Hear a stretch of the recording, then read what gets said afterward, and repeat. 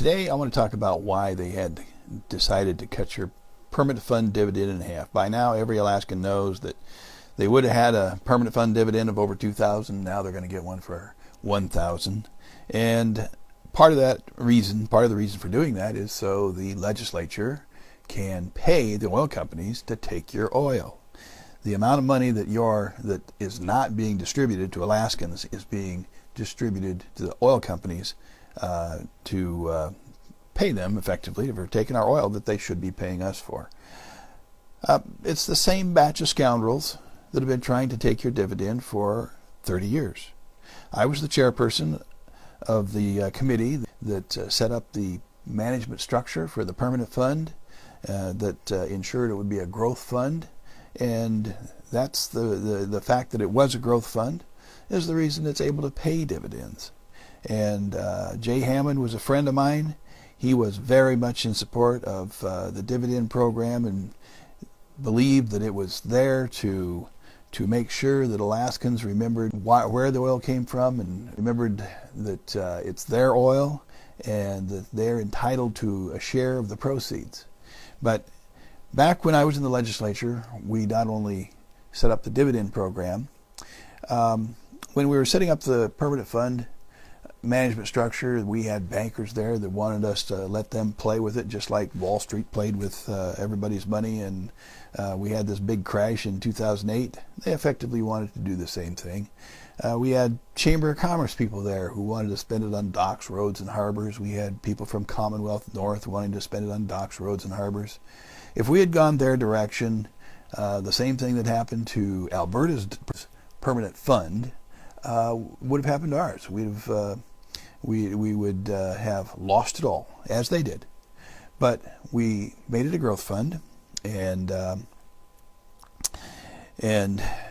over the years it got bigger and bigger and bigger, and you got bigger and bigger dividends.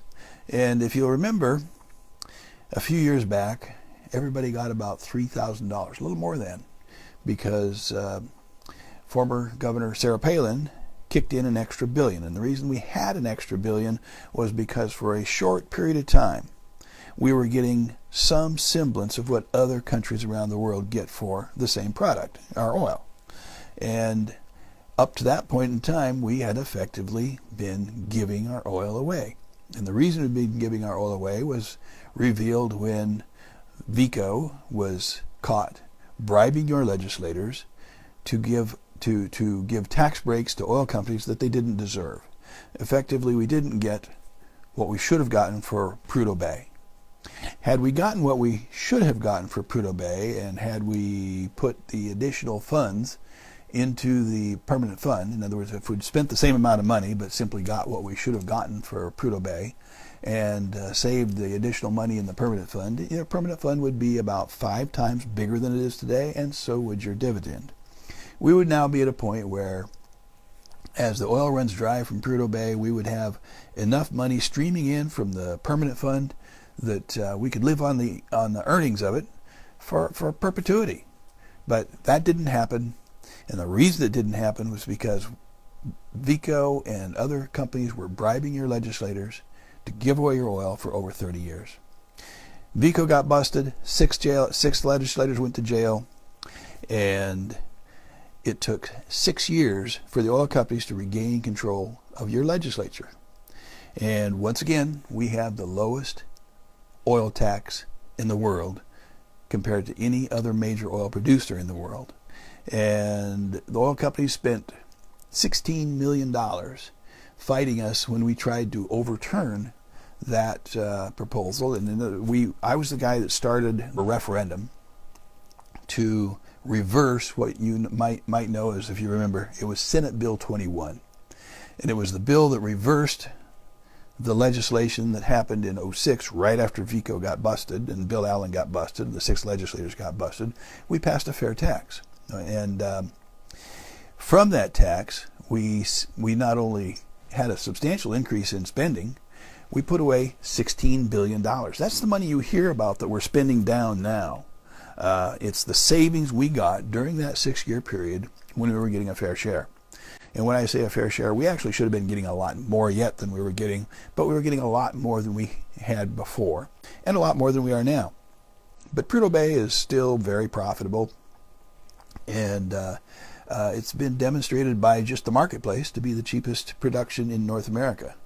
So once again, you are getting taken to the cleaners, and if we were getting our fair share for oil, if the legislature were taxing them at the rate they should be, you would have to have a dividend cut. There'd be plenty of money to run the state, and your dividend would have been over $2,000 this year. So that's the reason your dividend has been cut. There is still enough wealth left on the North Slope to make this state and you and everybody in it rich. Unfortunately, the wealth that's up there is going to 3 companies, Exxon, Conoco, and BP.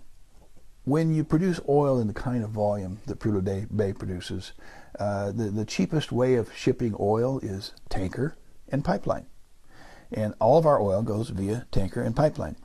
And it's way less expensive to produce oil that's onshore than offshore. Than just, in Prudhoe Bay, they poke a hole in the ground and the oil squirts out. In fracking, you've got to go down there and you've got to force the oil out.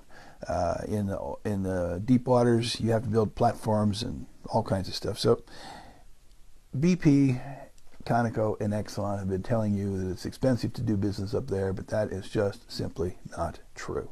What does Exxon, Conoco, or BP sell in the state of Alaska besides bullshit? Except they sell you on, you should give them your oil for free. When the controversy was going on over Senate Bill 21, where they once again gave themselves a great big oil tax, you had 2 employees of ConocoPhillips who voted to give their employer a tax break, $1 billion tax break, $2 billion tax break. That would get you more than the Employee of the Year award in most places. That would get you employment and pension for life. Now, if I had my way, that would be a crime. It would get you life behind bars. They were making $32 per barrel net profit take home after taxes from our oil. That's what they were taking home after they paid their Alaska taxes. They took home a net profit of $32 a barrel. At that same time, they were signing a contract in Iraq to produce Iraq's oil for $2 a barrel plus cost. But they were signing contracts at the same time halfway around the world, where they're getting shot at, by the way, to produce oil for $2 a barrel net profit plus cost. They were producing several million barrels a day in Iraq and getting paid a fraction of what they were getting paid here for producing 500,000 barrels a day. And by the way, Kuwait is the second largest stockholder in British Petroleum.